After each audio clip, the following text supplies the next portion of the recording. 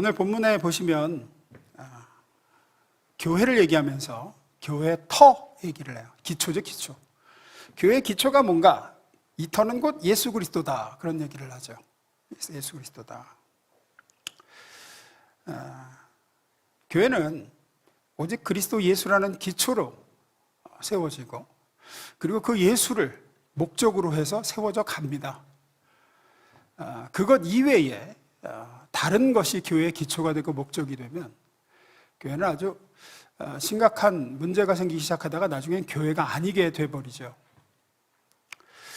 그래서 오늘은 교회의 기초와 목적에 대한 얘기를 좀 하려고 합니다. 먼저 좀 잘못된 예부터 먼저 볼게요. 첫 번째 읽어봅니다. 시작.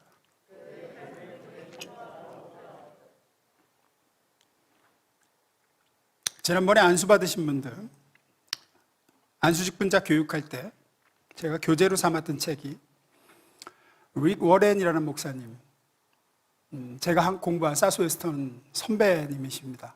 그분이 쓰신 책이죠. 목적이 이끄는 교회. 그 책을 가지고 함께 나누면서 공부를 했었습니다. 거기에 이런 챕터가 있어요. 무엇이 당신의 교회를 움직이는가? 당신의 교회를 움직이는 건 무엇인가? 그리고 잘못된 교회를 움직이는 목적들에 대해서 설명을 합니다. 하나씩 제가 소개를 해드릴게요. 첫째, 전통. 전통에 따라 움직이는 교회는 잘못된 기초와 목적을 가진 교회입니다. 이런 거예요. 전부터 그렇게 해왔다. 원래 그렇게 했다. 우리는 원래 그랬다. 그렇게 해본 적 없다. 오래된 관습, 오래된 의식, 전통, 관념, 거기서 벗어나지를 못해요. 그리고 그것을 바꾸려고 하면 저항을 하죠. 왜? 늘 그렇게 해왔으니까. 그래서 이런 교회는 전통의 그 교회를 움직이는 동력이 되고 목적이 되고 기초가 됩니다.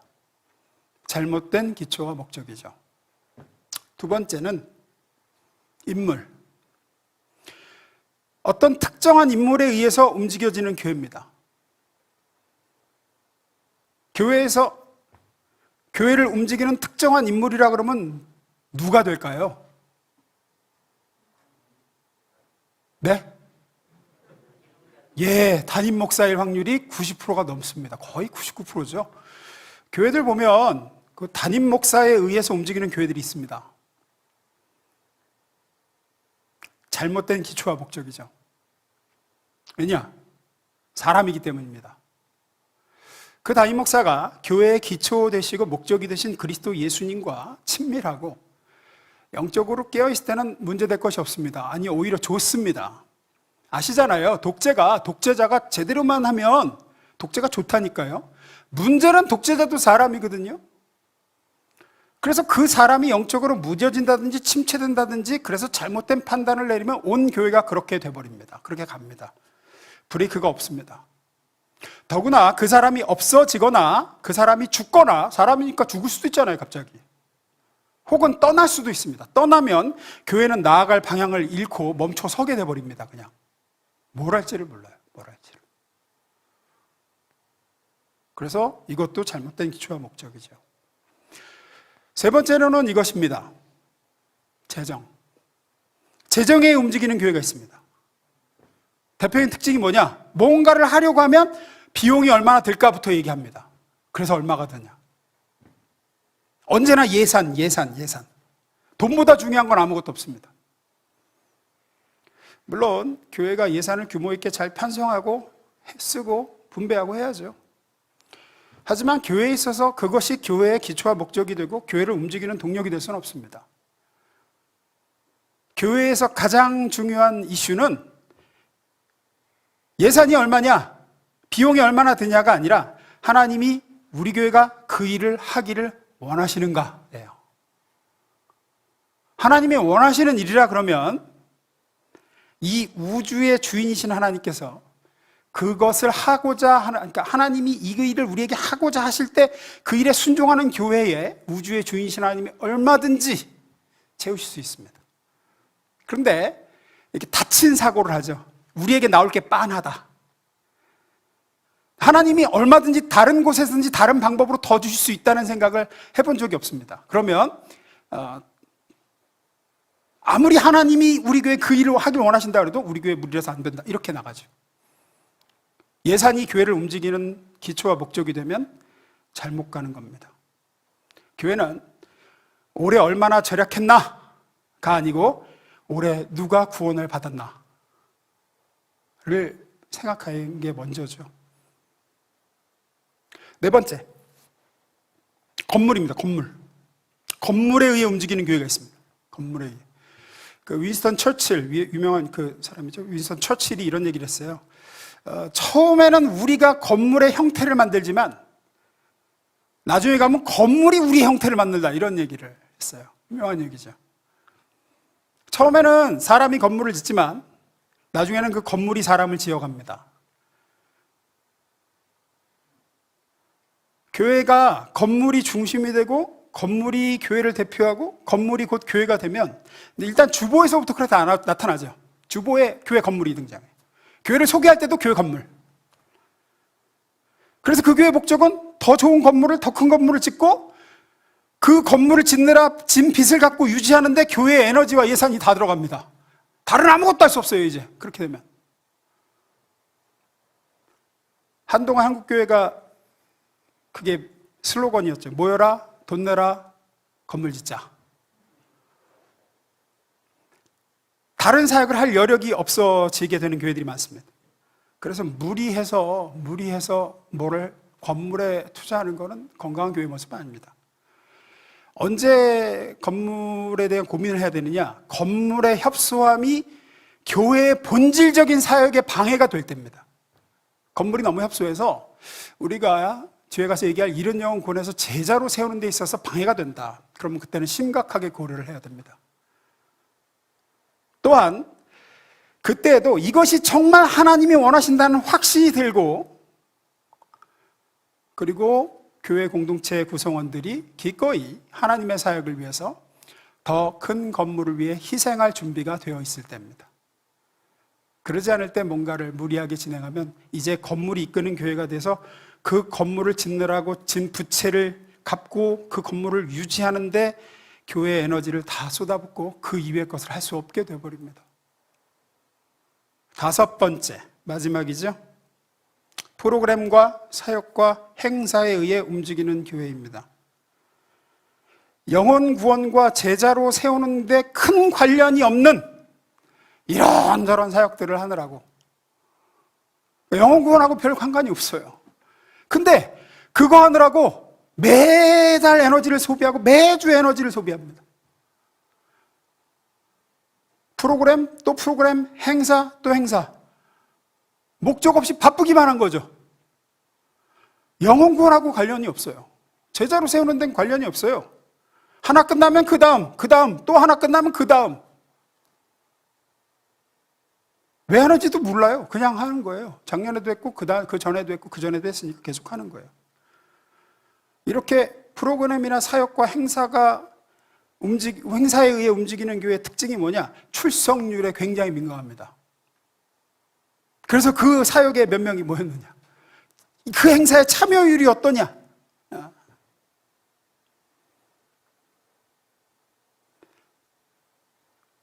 우리 교회는 어떤지 한번 생각을 해보면 좋겠습니다. 그때도 우리 장로, 권사, 안수 예정자분들하고 나눴어요. 우리 교회는 어떻다고 생각하시느냐?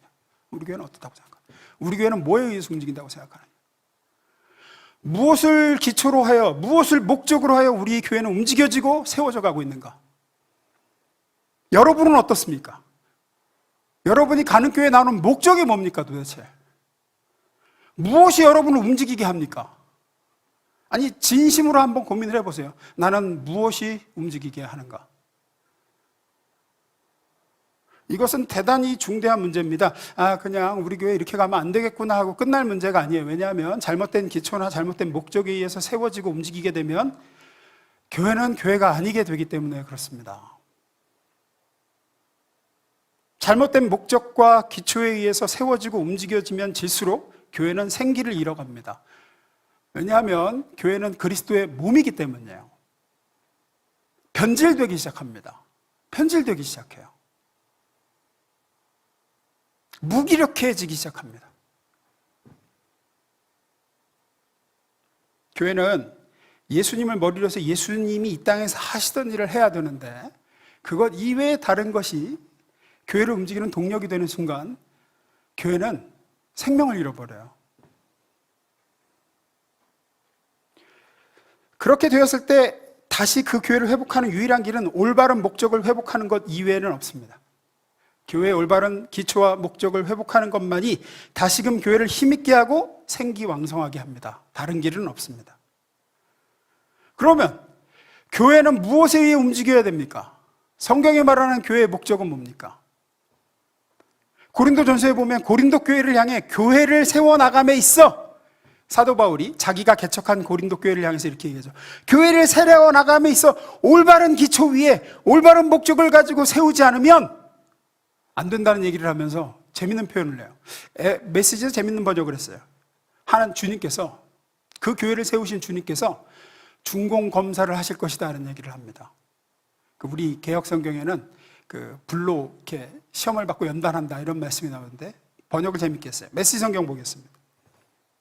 읽어보겠습니다. 시작.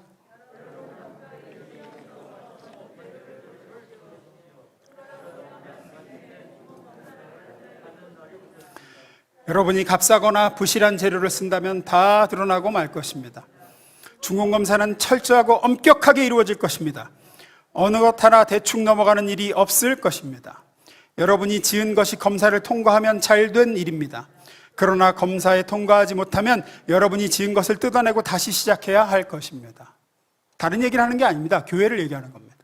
그리스도의 몸인 교회를 세움에 있어서 기초를 무엇으로 세웠는가, 무엇으로 세워나가고 있는가에 대해서 주님이 오셔서 검사를 하실 날이 올 겁니다. 잘못된 기초에 잘못된 목적으로 세워나가기 시작하면 둘 중에 하나, 주님이 오셔서 허무시고 다시 짓게 하시든지 아니면 주님과 아무런 관계가 없는 교회가 아닌 거죠. 그러니까 교회라는 이름만 있는 그냥 어떤 단체가 돼버리거나. 우리 주님의 중공검사를 통과하기 위해서 영원히 튼튼한 교회를 세우는 비결은 주님이 말씀하시는 성경이 말하는 바른 기초와 목적 이외에 교회를 세우는 것 이외에는 없습니다. 그럼 두 번째 읽어봅니다. 시작. 그러면 성경이 얘기하는 교회의 기초와 목적은 무엇인가? 오늘 본문이 명확하게 얘기하죠. 11절입니다. 제가 읽습니다. 기억하십시오. 이미 놓은 기초는 하나뿐입니다. 그 기초는 다름 아닌 예수 그리스도입니다. 교회를 움직이는 목적, 교회가 세워진 기초, 그것은 오직 예수 그리스도이시다라는 얘기를 하죠. 그러나 실제로 그렇지 않습니다. 여러분 보면 이건 미국 교회 통계인데요, 한국 교회도 크게 다르지 않을 것 같아요. 미국 교회 교인들에게 물었습니다. 교회가 왜 존재하는지 대답해 보라고. 당신의 교회가 존재하는 목적이 뭡니까? 교회는 왜 당신에게 중요하고 왜 있어야 됩니까? 89%가 교회의 목적은 나와 내 가족의 필요를 돌봐주기 위해서, 내가 슬플 때 손잡아주고 우리 가족이 어려움 당했을 때 기도해주고 이런저런, 그러니까 쉽게 말해서 서비스를 제공받기 위해서 필요하다는 거죠. 교회는 나를 돌봐주는 곳이다. 오직 11%만 예수 그리스도를 전해 잃어버린 영혼을 구원하고 제자로 세우기 위해서 존재한다라고 얘기했습니다. 10명 중 1명만 그렇게 대답하고 9명은 교회의 목적은 나를 돌봐주고 내 가족의 필요를 채워주기 위해서 존재한다고 얘기했죠.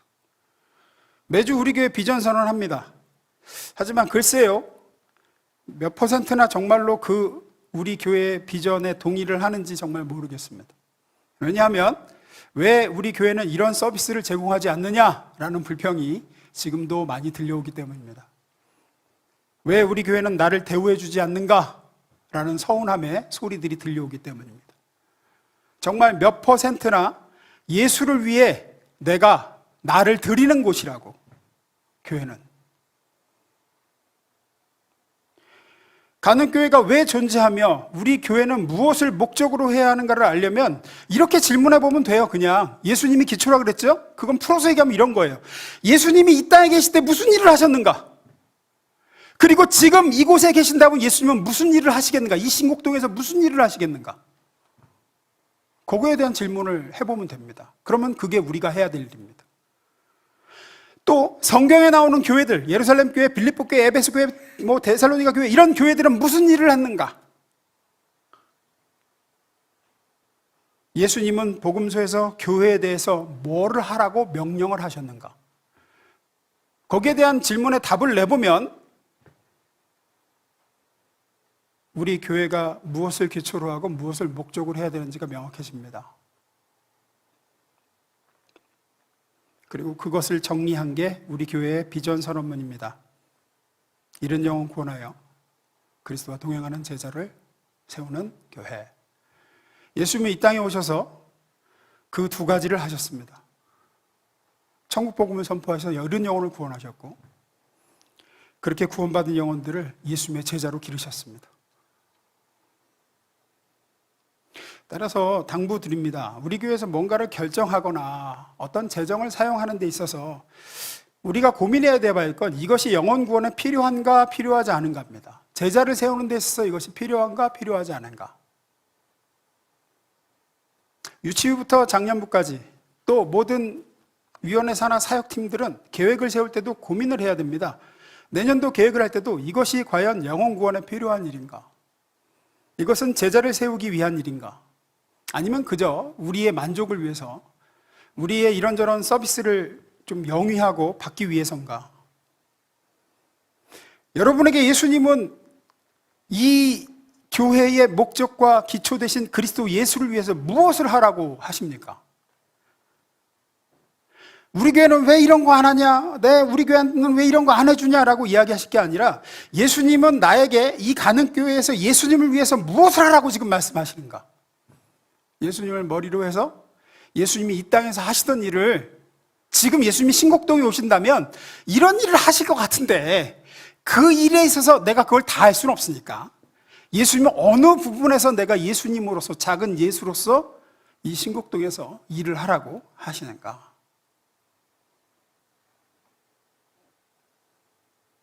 영혼구원과 제자를 세우는 일에 나는 무엇으로 나 자신을 드려야 되는가? 이 질문을 해야 됩니다. 또 이 목적을 이루는, 이 교회에 맡기신 이 목적을 이루는 문제 아니면 사소한 것으로 에너지를 소비하고 갈등을 일으키고 그래서는 안 됩니다. 고민하고 싸울 거면 영혼구원과 제자 삼기를 위해서 좀 고민하시고 싸웠으면 좋겠습니다. 회의 때도 저한테 좀 질문을 하시고 할 때 고민을 좀 하시고, 그것이 과연 우리 교회가 영혼을 구원하는 일에 효과적입니까? 제가 생각할 때는 우리 교회는 이것이 제자를 삼는 데 더 중요하다고 생각합니다. 이런 질문들이 저는 들어왔으면 좋겠습니다. 고민하시고 기도하시고. 제 개인적으로 저 자신에게 이 질문을 했습니다. 나는 담임 목사로서 이른 영혼 구원하여 제자를 세우는 일, 예수님이 지금 그때 하셨고 지금 만약에 오신다면 하실 일이 뭔가, 나는 그 일을 위해서 내가 무엇으로 주님께 드려야 되는가? 답은 언제나 그렇듯 여러분도 마찬가지입니다. 은사의 답이 있습니다. 하나님은 주님이 이 땅에서 하시던 일을 내가 이어받게 하시기 위해서 예수님이 가지고 있는 모든 은사 중 어느 한 부분을 우리에게 나누어 주셨어요. 이렇게. 어떤 사람은 이렇게, 어떤 사람은 이렇게, 어떤 사람은 이렇게. 예수님은 죽은 나사로에게 집에 가서 나사로를 살리시기도 하셨지만 그의 누이들을 위로하기도 하셨죠. 어떤 사람에게는 그런 위로의 은사를 주셨고, 어떤 사람에게는 또 예수님의 사랑의 마음을 주시기도 하고 여러 가지 주셨죠. 답은 나는 예수님이 어느 부분을 주셨나? 늘 제가 말씀드렸듯이 저는 하나님의 말씀을 전달하는 은사를 받았습니다. 남에게 가르치고 전하는데 하나님은 제게 은사를 주셨습니다. 왜 주셨을까? 간단했습니다. 교회의 기초이자 목적이신 예수를 전하라고 주셨습니다. 예수님이 이 땅에서 하시던 일 중 제게 맡기신 일은 천국 복음을 전하는 일이셨습니다. 예수님은 산에 올라서도 천국 복음을 전하셨고, 내려오셔도 전하셨고, 가난한 자에게도 전하셨고, 부유한 자에게도 전하셨고, 천국 복음을 다 전하셨죠. 저는 그 부분을 제게 맡기셨습니다. 그래서 저는 힘 닿는 대로 예수 그리스도께서 제게 맡기신 복음을 교회에서 전하려고 합니다. 오직 복음만이 사람을 구원하고 오직 그리스도 예수의 진리의 말씀만이 사람을 변화시킨 것을 저는 믿습니다. 이 시대의 교회의 약점이 어디 있느냐? 강단이 복음을 부끄러워하는 데 있습니다. 로마서 1장 16절, 우리가 잘 아는 말씀이죠? 한번 읽어보겠습니다. 시작.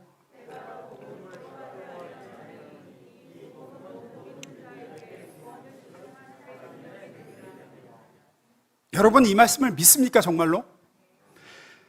사람을 구원시키는 하나님의 능력이 복음에 있다는 걸 믿습니까? 저는 믿습니다. 오직 그리스도 예수의 십자가와 부활의 복음만이, 예수 그리스도 안에 있는 죄사함과 의롭게 됨의 이 진리의 말씀이 사람을 구원합니다. 그리고 사람을 변화시키고 성화시켜 갑니다. 우리의 삶의 문제에서 궁극적인 답은 복음에 있습니다. 답답한 영혼이 어떻게 진리의 빛을 보게 되는가? 그리스도 예수의 십자가의 복음만이 그의 눈을 띄어 진리의 빛을 보게 합니다. 다른 이야기들은 늘 말씀드리지만 저보다 훨씬 더 나은 강사와 강연의 강의가 인터넷과 유튜브와 곳곳에 넘쳐납니다. 삶의 지혜가 필요하면 그 사람들에게서 듣는 게 저한테 듣는 것보다 100배, 1000배, 10,000배는 날 겁니다. 하나님이 저를 이 교회에 세우신 목적은 딱 하나입니다. 그리스도의 십자가의 복음을 전하기 위해서입니다. 이 시대에 저는 한국교회의 커다란 문제 중 하나가 그리스도의 복음의 진리와 기둥의 터가 되어야 될 교회가 인간의 선호와 인간의 취향의 터가 되었다는 데 있다고 생각합니다. 서점에 가서 현대 교회 목회 관련 책들을 찾아보십시오. 현대 교회 목회, 이런 목회 저런 목회, 교회 성장의 비결, 이런 책들 찾아보세요. 뭐라고 나오나? 정말 너무나도 얄팍한 이야기들로 가득하 있습니다. 거의 전부 뭐냐? 꽁 잡는 게 매요, 꽁 잡는 게 매다, 이런 식의. 무슨 얘기냐? 교인들을 만족시켜줘라. 결국 그 얘기더라고요. 설교는 20분을 넘기지 않는 게 좋다. 요즘 유튜브도 10분이 넘어가면 잘 안 본대요. 그래서 설교가 길면은 안 듣는데요. 그래서 설교는 짧게.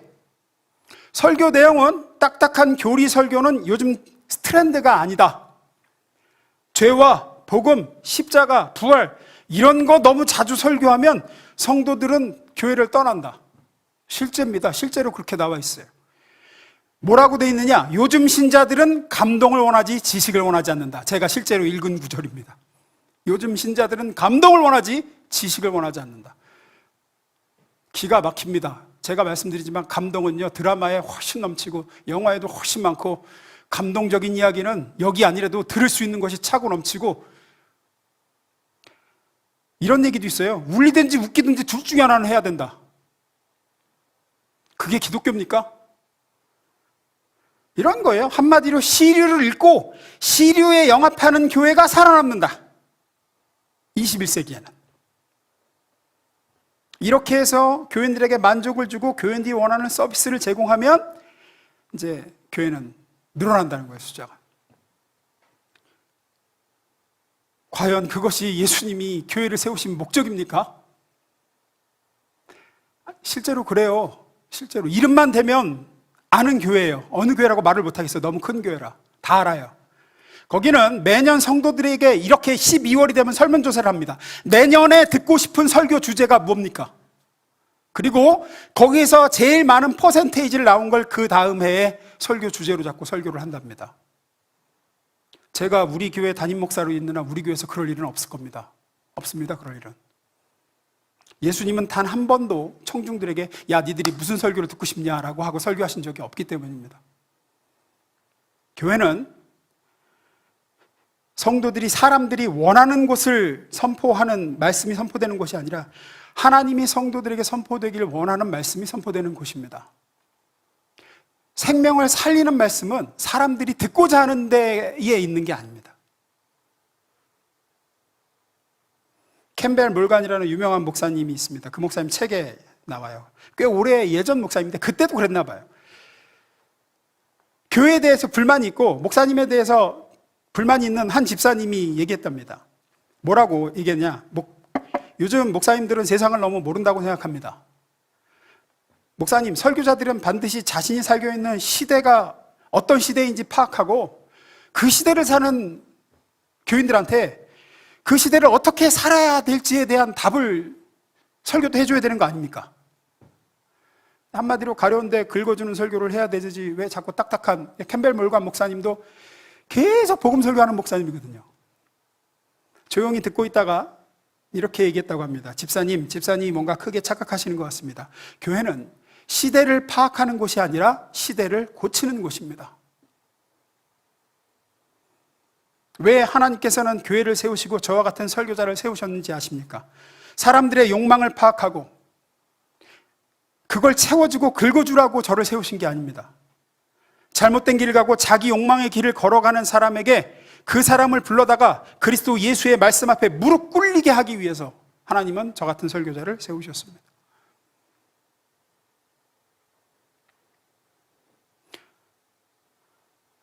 성경이 말하는 교회가 무엇인지 알아야 하나님이 원하시는 목회를 할 수 있고 하나님이 원하시는 교회를 만들 수 있다고 생각합니다. 제가 우리 교회 부임해서 꽤 오랫동안 고민하고 시행착오를 겪다가 내린 결론입니다. 요한복음 6장 48절에서 51절입니다. 제가 읽겠습니다. 내가 곧 생명의 떡이니라.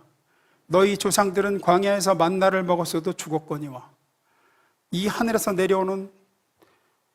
하늘에서 내려오는 떡이니 사람으로 하여금 먹고 죽지 아니하게 하는 것이니라. 나는 하늘에서 내려오는 살아있는 떡이니 사람이 이 떡을 먹으면 영생하리라. 내가 줄 떡은 곧 세상의 생명을 위한 내 살이니라 하시니라. 제가 이 말씀에서 큰 은혜를 받았습니다. 지난번에도 설교를 한번 했습니다. 이때 요한복음 6장에서 많은 사람들이 오병이어 기적으로 떡을 먹고 자신의 필요를 체험받고 예수님을 따랐습니다. 그러다가 예수님이 이 떡은 너희를 살리지 못한다. 너희는 지금 떡 먹고 배불러서 나를 따르는데 너희에게 정말 필요한 건 하늘에서 내려온 떡이다. 사람들이 하늘에서 내려온 떡이 뭡니까? 내 살이다. 그러니까 기겁을 하고 이제 다 떠나갔죠. 그리고 제자들에게 묻습니다. 예수님, 너희도 가려느냐? 그러자 베드로가 뭐라 그러죠? 영생의 말씀이 여기 있사오매 우리가 누구에게로 가리까 그러죠. 잘 보세요. 예수님이 그러세요. 마지막 절 보세요. 내가 하늘에서 내려온 살아있는 떡이니 사람이 이 떡을 먹으면 영생하리라. 내가 줄 떡은 곧 세상의 생명을 위한 내 살이니라 그러시죠. 살이 뭡니까? 우리는 그러면 예수의 살을 먹어야지 살죠. 살이 뭡니까? 말씀이 육신이 되어 우리 가운데 거하신 게 예수님이죠. 여기서 말하는 육신은 flesh, 살입니다. 말씀이 살이 되어 우리 가운데 오신 게 예수님입니다. 따라서 우리는 예수님의 말씀을 먹고 그리스도의 복음을 들을 때 그분의 살을 먹게 됩니다. 그리고 그 살이 하늘에서 내려오는 참 떡이고 그 떡을 먹으면 사람은 생명을 얻습니다.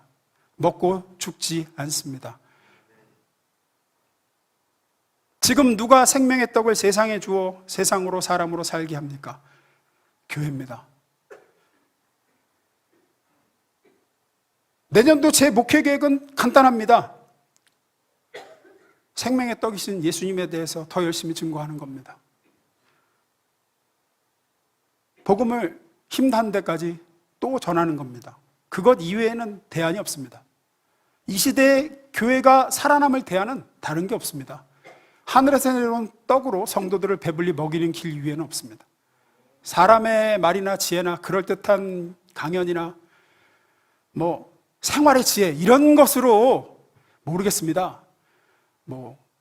교회는 좀 모을 수 있을지 몰라도 생명을 살리는 교회는 유일한 답은 예수 그리스도의 몸, 즉 말씀, 그것을 선포하는 교회가 되는 길 위에는 이 마지막 때의 교회가 든든히 설 수 있는 다른 길은 없다고 생각합니다.